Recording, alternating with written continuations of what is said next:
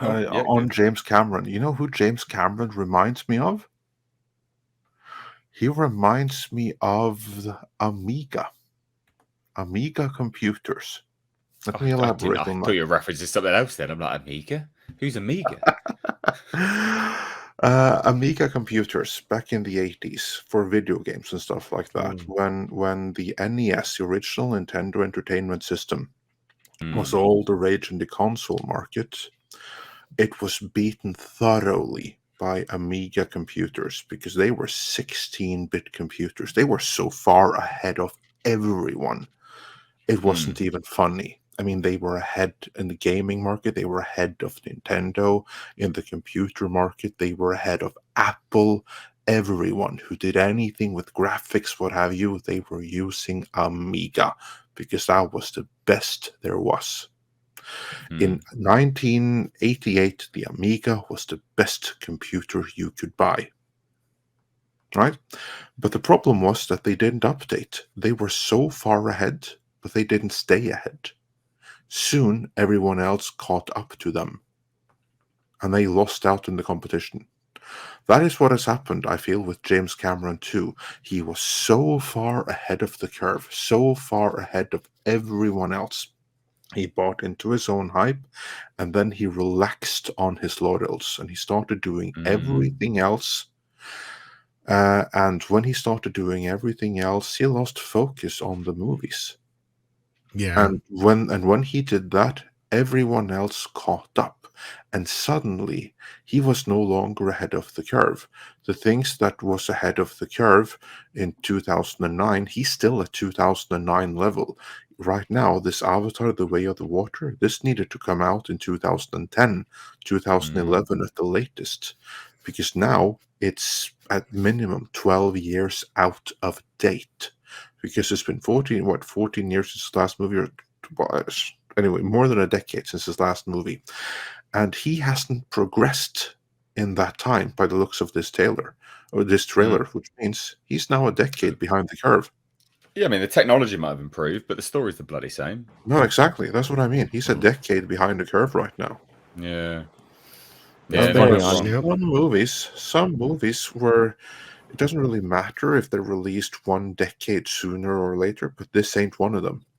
Yeah, and that was the point I was trying to make with Terminator, right? Yeah. And even then, the world was a lot slower than it is now.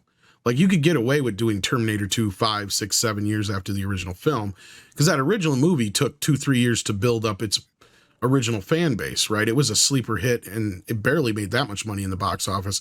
It was a bigger hit on video. And then the demand was Mm. built up slowly for Terminator. And yeah, he had a lot more to play with Terminator 2 compared to the first film.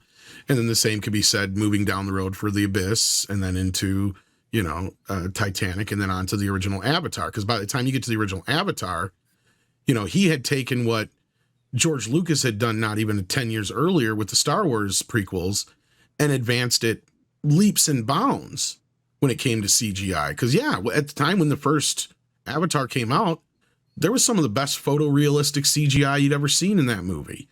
But now Yeah. it's the same level as it was then. It's like nothing has advanced. He's not bringing anything new to the table. Mm. So again, I'm not sure if that's going to help sell this movie or not. And you know I what's going to mean, help? I think what'll help. Sorry, Tom, is the release date. That's a good time. oh yeah, everything's gotten out of its way. That's for sure. I mean, that is a cherry of a time. December 16th. That's Mm. family time. That's family time. But I think Andre's right. The point I think Andre's making is he should have made some other films in between there, Yeah. right? Like there should have been. He didn't necessarily have to make more Avatar movies, even. But even if he'd have stayed You relevant, could have made the Terminator film for goodness sake. it'd have been better probably. Made Well, an didn't actual he? Terminator 3, yeah. Wasn't he really I involved with don't know. Alita? Yeah, or he could have made the Alita. That would have been better because Tom, you made a really good point with Terminator. Terminator 1 and Terminator 2, when you look at them beat for beat, it's very much so the same story. You have very much so the same events that occur throughout the movie, just inverted in some ways. They rhyme, as George Lucas would put it, and he could get away with that for 2 movies. But if he were to do that again right now, I think what we would get, we would end up with Terminator. What's the most recent one called again? Woke Fate. Yeah, Woke Fate. whatever. Yeah, we'd end up with just that. Because you see, that movie, it tried to do exactly the same thing one more time. It was the recipe of Terminator 2, repeated, inverted, but subverted. And it's the subversion that really killed that movie in. But even without that subversion, it would still have been fundamentally a too similar a story to the 2 previous movies, and audiences wouldn't have accepted it the 3rd time around. And that's the movie I think that James Cameron would have made. He would yet again find some way to use the same basic formula for the movie, but just like invert some more things in a different way, and audiences wouldn't have it. I don't think that he has any more Terminator in him. He told a 2-story movie, which is really a 1-story movie, but with like a more satisfying conclusion. And the way that he stayed relevant was then to tell other stories. And that's what he needed to do after Avatar, tell another story. But then he had to do his self-realization. He had to go to the bottom of the Mariana Trench, where he came number 2, so he's not the person who has been at the greatest depth on the planet, because he came just a few yards short of that. How disappointing must that be? But anyway, he did all these other things, and he was waiting for technology, when probably for his legacy he would have been better off doing another movie and then come back to Avatar. I mean, look at what Christopher Nolan did. Between the Batman movies, he made another movie, and he still screwed up the 3rd Batman movie. That's just because he didn't really want to make it, but yeah. Yeah, that too. No, and James has not done a lot of sequels. We got to remember that. Even though Aliens is technically a sequel, he had nothing to do with the first one. Terminator 2 is really the only sequel he's ever made. And Andre, you're probably right, because he had the most input on Dark Fate. I know he didn't write it, but you're probably right. That's probably similar to what he would have come up with anyway. That's what I'm thinking.